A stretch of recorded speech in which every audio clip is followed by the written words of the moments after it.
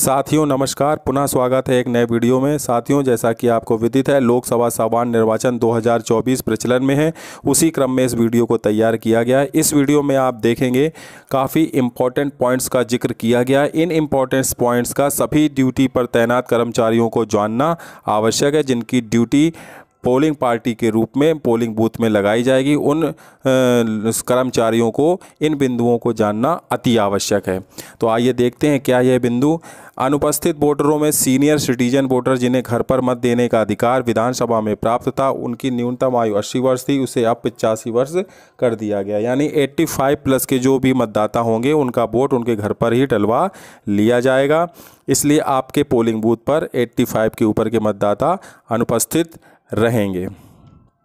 इसके पश्चात आप देखें, मतपत्रों का रंग सफ़ेद रहेगा, जो कि विधानसभा में गुलाबी था, अब इसका रंग सफ़ेद कर दिया गया है लोकसभा के लिए। अन्य महत्वपूर्ण बिंदु में आप देखें 17A जो मतदाता रजिस्टर में मतदान प्रारंभ और समाप्ति पर टीप अंकित की जाना है। जो भी मतदाता रजिस्टर के प्रभारी रहेंगे यानी P2 अधिकारी, उनको इस कार्रवाई से जो है सजग रहना है कि उनको प्रारंभ और समाप्ति पर टीप अंकित करना है। इसी रजिस्टर में पहचान के अभिलेख के अंतिम 4 अंकों का भी वर्णन देना है। फोटो परिचय पत्र की स्थिति में उनको EP दर्ज किया जाए। मतदाता के निरक्षर होने पर ही अंगूठे के निशान लिए जाएं।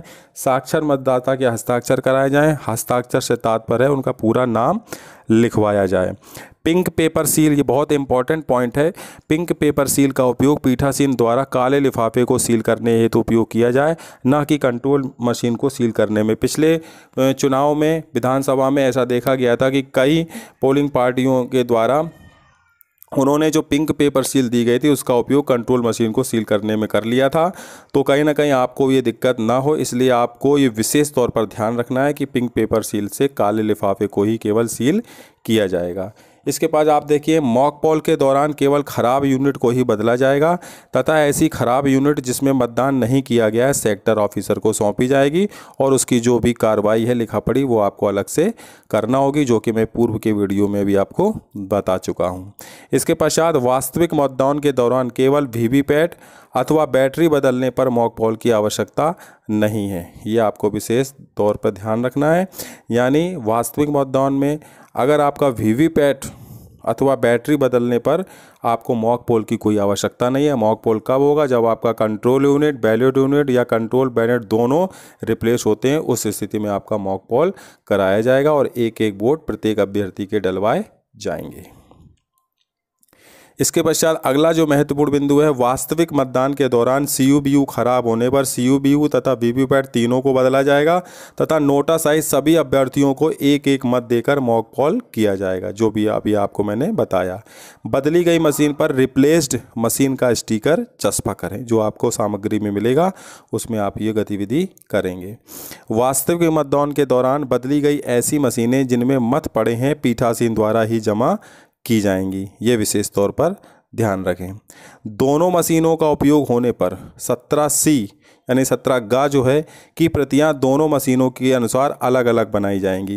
यानी जो भी आपने रिप्लेस की है उसका 17G अलग बनेगा और जो आपको रिप्लेस होने के बाद मिली है उसका 17G अलग बनेगा। प्रत्येक अलग अलग मशीनों के साथ सौंपी जाएंगी तथा एक आपको सम्मिलित प्रति भी बनाना पड़ेगी। उसको सम्मिलित, उसमें सभी का लेखा जोखा रखना होगा। इसके पश्चात पीठासीन की रिपोर्ट 4 और 5 आपको अपने सेक्टर को जमा करना है। विजिट सीट पूर्ण रूप से भरकर पीठासीन अधिकारी उस पर हस्ताक्षर अवश्य करें। विजिट सीट से तात्पर्य आपके पोलिंग बूथ पर प्रारंभ होने से और मतदान समाप्त होने तक कितने लोगों ने, जो वैध हैं जिनको पोलिंग बूथ पर आने की अनुमति है, कितने लोगों ने विजिट किया, वो आप उस सीट तैयार करेंगे और पीठासीन उस पर अपने हस्ताक्षर करेंगे। इसके पश्चात इसमें कुछ और भी चीज़ें मैं जोड़ रहा हूँ, जैसे जो अब आपकी नियुक्ति हो जाती है पोलिंग बूथ पर, तो आपके क्या दायित्व होते हैं। आपके नियुक्ति आदेश में समाहित सभी जानकारियों का अध्ययन कर लें। दल के समस्त सदस्यों से परिचय कर लें। RO द्वारा आदेशित प्रशिक्षण स्थल पर निर्धारित दिनांक व समय पर पहुंचना।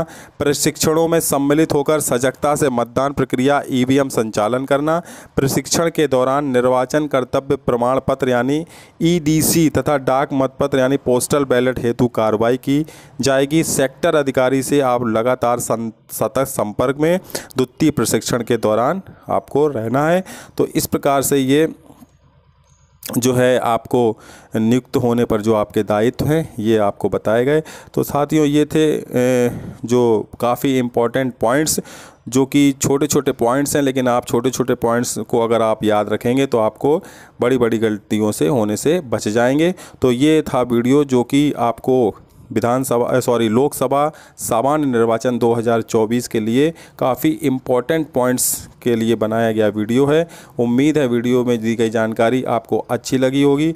अच्छी लगी हो तो जानकारी को ज़्यादा से ज़्यादा शेयर कीजिए, चैनल को सब्सक्राइब कीजिए, लाइक कीजिए।